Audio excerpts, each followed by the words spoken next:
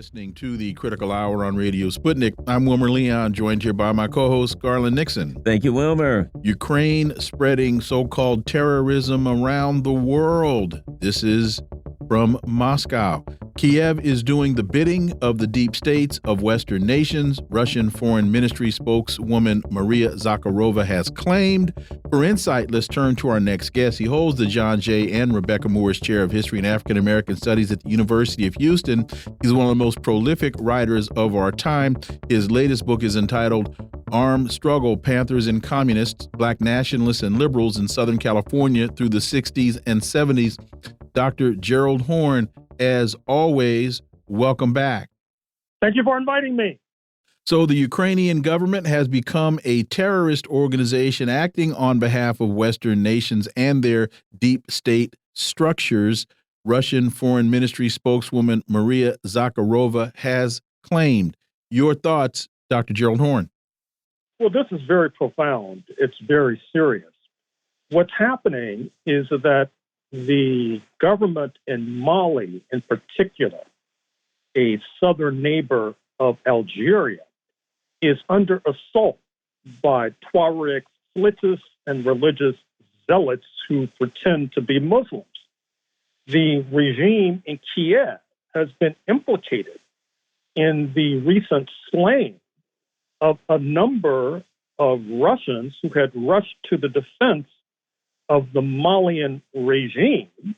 The Kiev regime has been accused of sharing intelligence that led to this mass murder in Africa. Mali, of course, has sought to break relations with Ukraine and has been accompanied by its comrade in neighboring Niger.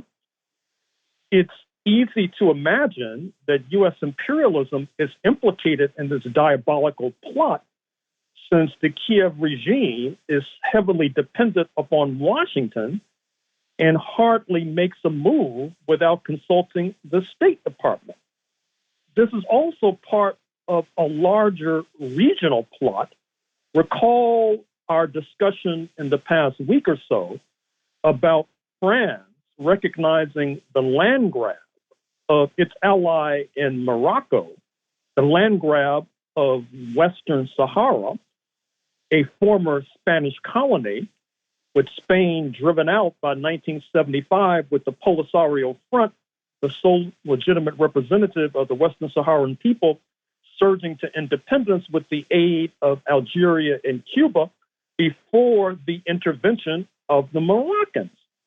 But now, France, in league with U.S. imperialism, has decided to back this Moroccan illicit claim.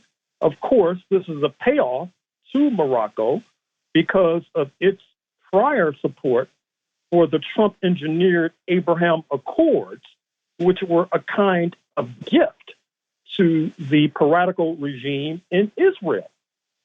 What's happened as a result is that Algeria has broken ties with France, no small measure for Algeria, since its economy is heavily dependent upon exports to this West African state, West European state, not to mention the fact that France is heavily dependent upon natural gas exports from Algeria, although I have taken note of recent newspaper stories that suggest that despite these sanctions against Russia, France has escalated its import of natural gas, liquefied natural gas from Russia, which should not be pleasing to U.S. imperialism.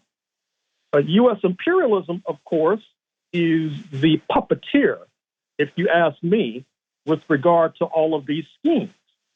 It is upset because it was ousted from its multi-million-dollar military base in neighboring Niger. This took place after France also was ousted from Niger. There is now a growing fear that moving into that base will be Russian military advisors to Niger who will seek to help Niger and Mali and the Sahel states, including Burkina Faso, combat this religious zealotry, which with every passing day seems to be in the back pocket of U.S. imperialism. Meanwhile, there is further reason for the Sahel states to be upset with the North Atlantic powers because as we speak, I'm sure you gentlemen have been paying attention to these anti-Muslim, anti-African riots taking place in the NATO ally, that is Great Britain, cheered on by the South African-born billionaire Elon Musk, now headquartered in Texas. This is a very serious and profound matter. At the same time, and likewise, you see the U.S. ally, that is the United Arab Emirates, poking a stick into a hornet's nest in Sudan, once Africa's largest nation by territory before U.S. imperialism engineered the splitting away of South Sudan from the larger Sudan, just like now it's trying to engage in splitting tactics in Mali.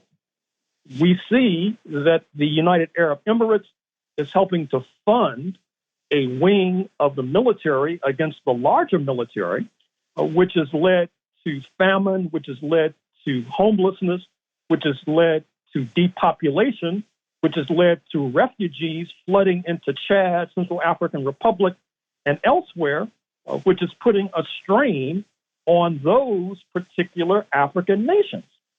And so the larger question remains, how can the North Atlantic nations maintain their control over the vast resources of Africa, including Niger's uranium, including Algeria's natural gas, including Sudan's oil?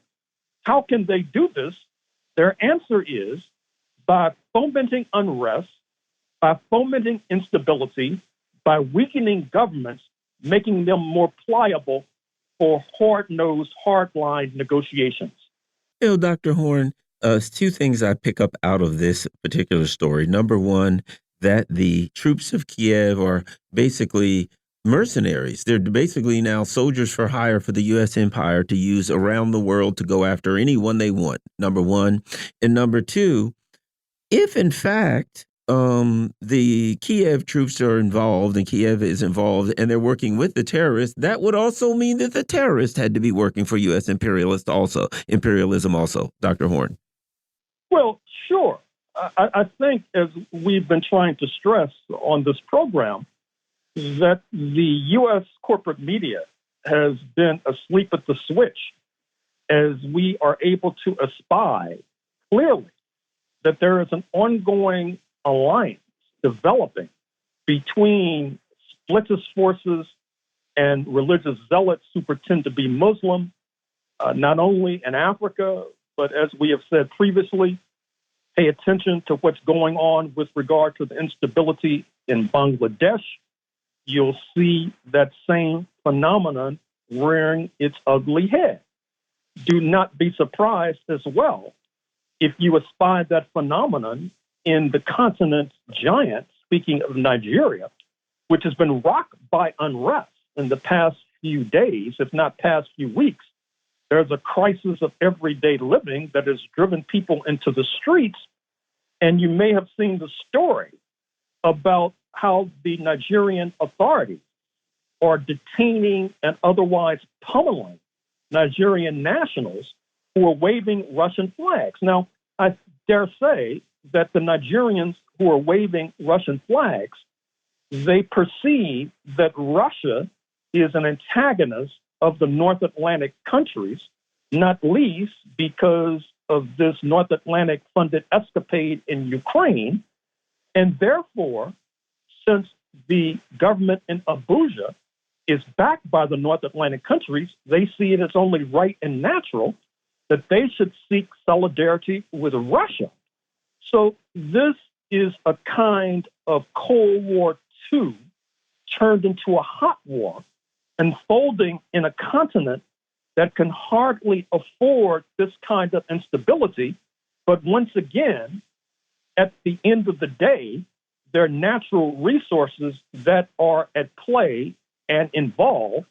In this case, the fact that Nigeria is one of the major oil producers, not only in Africa, but on planet Earth. And given the fact that Washington is seeking to encourage allies to boycott Russian petroleum and Venezuelan petroleum and Iranian petroleum, that puts a premium on Nigerian petroleum, hence Washington's interference in the internal affairs of this economic giant in Africa. You know, Ms. Zakharova also says people in power in Kiev have turned their country into a terrorist gang, doing the dirty work for Western nations and their deep state structures.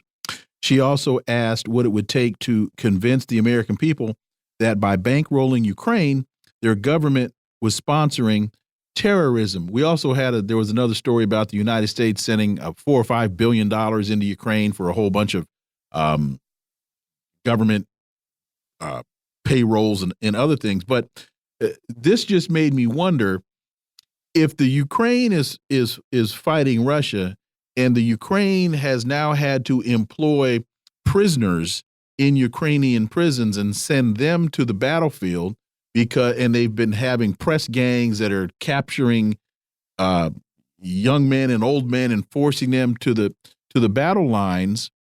Well, how do you have enough people to go other places around the world and operate on behalf of the United States as a terrorism organization?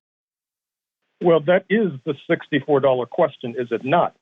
And thus far, we have been emphasizing the fact that the pot of gold at the end of the rainbow is the uranium of Niger, the petroleum of Sudan and Nigeria, the natural gas of Algeria.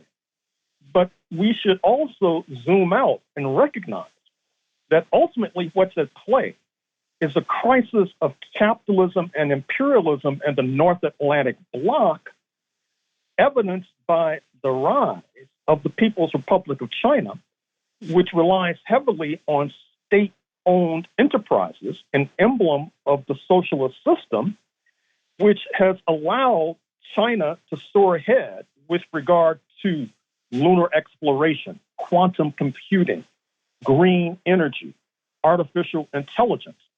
And so there is increasing desperation in the capitalist and imperialist world, particularly in light of this market crash that we witnessed this week, starting in Japan before spreading to Wall Street and spreading throughout the capitalist world. And so this is going to make the leaders of the capitalist world ever more desperate, meaning that they'll be putting ever more pressure on their puppets, such as the puppets in Kiev, which ultimately, I'm afraid to say, spells more misery for Africa in particular. Dr. Gerald Horne, as always, thank you so much for your time. Greatly, greatly appreciate that analysis, and we look forward to having you back.